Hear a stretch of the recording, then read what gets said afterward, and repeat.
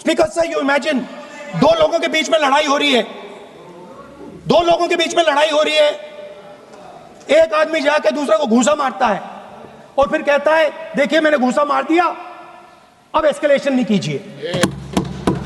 मतलब आपने पाकिस्तान को डायरेक्टली अपनी पॉलिटिकल विल बता दी कि आपके पास लड़ने की पॉलिटिकल विल है ही नहीं, कि आप लड़ना ही नहीं चाहते हो।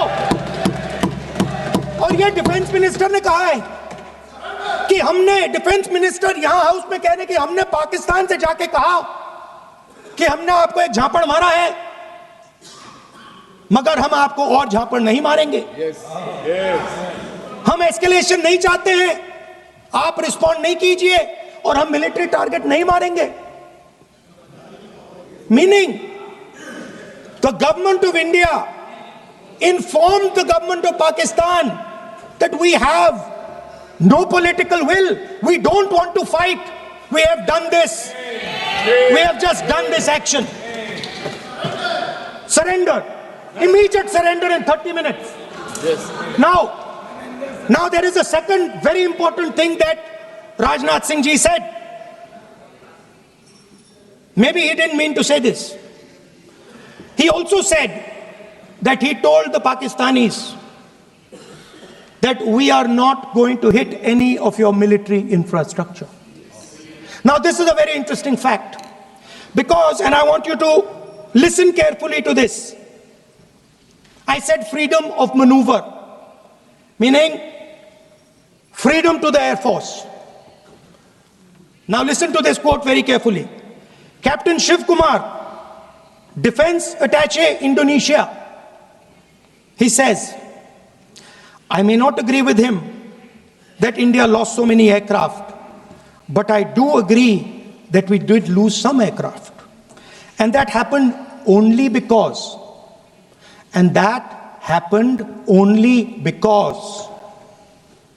of the constraint given by the political leadership to not attack the military establishment and their air defense. Meaning you went into Pakistan, you attacked Pakistan, and you told our pilots, do not attack their air defense system. Meaning you told our pilots, go and attack and face the air defense system of Pakistan. Meaning you tied their hands behind their back. Right? And the defense minister has said this in Parliament House itself, that we told the Pakistanis that we are not going to attack their infrastructure. इन्होंने बोला publicly house में कि भैया हम आपके जो military infrastructure है, आपके एयर डिफेंस सिस्टम को हम नहीं अटैक करेंगे, और दूसरे साइड से आप हमारे पायलट भेज रहे हो, क्या होगा? हवाई जहाज गिरेंगे। एक और भारत और भारत की सेना पाकिस्तान को कड़ा जवाब दे रही थी, लेकिन दूसरी ओर आप लोग क्या कर रहे थे? राहुल गांधी जी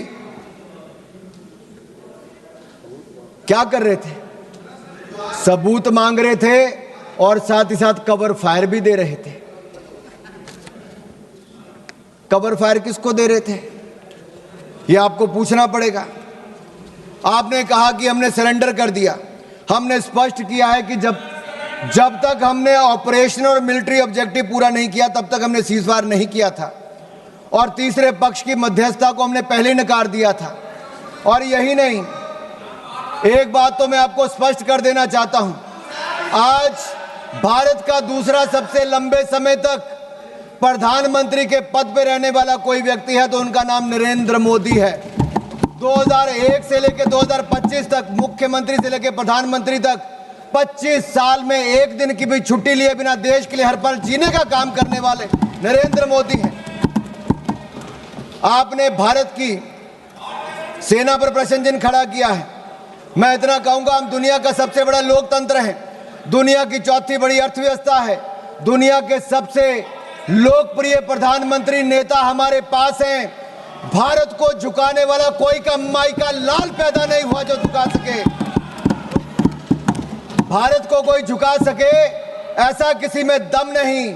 भारत से विश्व है, हम किसी से कम नहीं, हम किसी से कम नहीं। आदरणीय सभापति जी, भारत 2.5 मोर्चे पर लड़ाई लड़ रहा था। 2 मोर्चे तो सबको पता है, लेकिन ये जो आधा मोर्चा है ना,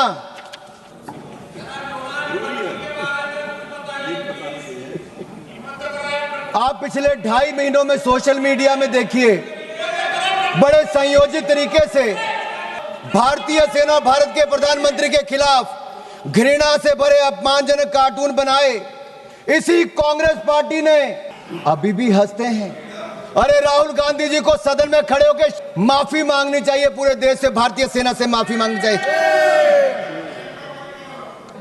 और बाटला हाउस कांड में शहीद होने वाले इंस्पेक्टर मोहनचंद शर्मा को आप श्रद्धांजलि तक नहीं दे पाए, लेकिन आपकी पूर्व राष्ट्रीय अध्यक्ष आतंकवादियों के मरने पे आंसू बहाने वहां चली गई थी।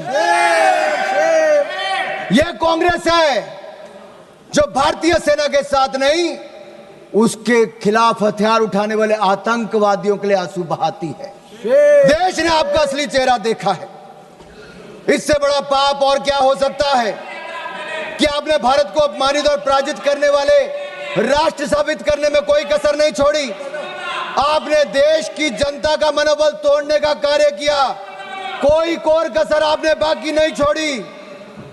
और सुनिए मणिकम टैगोर जी, इतिहास नरेंद्र मोदी जी को उनके धैर्य और धीरता के लिए याद रखेगा, उनके धोखे और धूर्तता के लिए धिक्कारेगा, धोखे और धूर्तता के लिए धिक्कारेगा।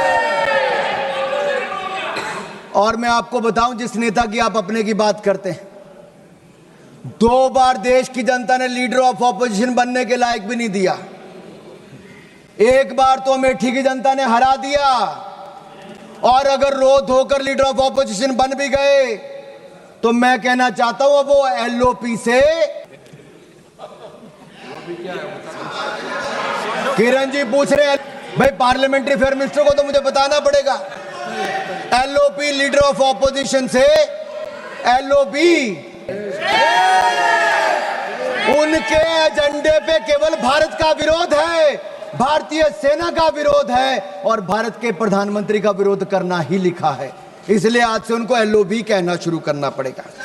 और मैं एक बात जरूर कहूं, पता नहीं वो कांग्रेस के पोस्टर बॉय बन पाए ना बन पाए, आपकी दुआ स्वीकार हो। अब माननीय सभापति जी, आज सदन ने ऑपरेशन सिंदूर पर चर्चा करनी थी, लेकिन कांग्रेस के नेताओं में होड़ लगी थी कि कौन पाकिस्तान का सबसे सगा, सबसे प्रिय उभर कर सामने आए। और एक पूर्व गृह मंत्री ने जो कल इंटरव्यू दिया, उस इंटरव्यू में साफ देखने को मिलता है, वो कहते अगर पाकिस्तान का हाथ इसमें नहीं दिखता है तो आप कैसे कहते हो कि पाकिस्तान से टेररिस्ट आए थे।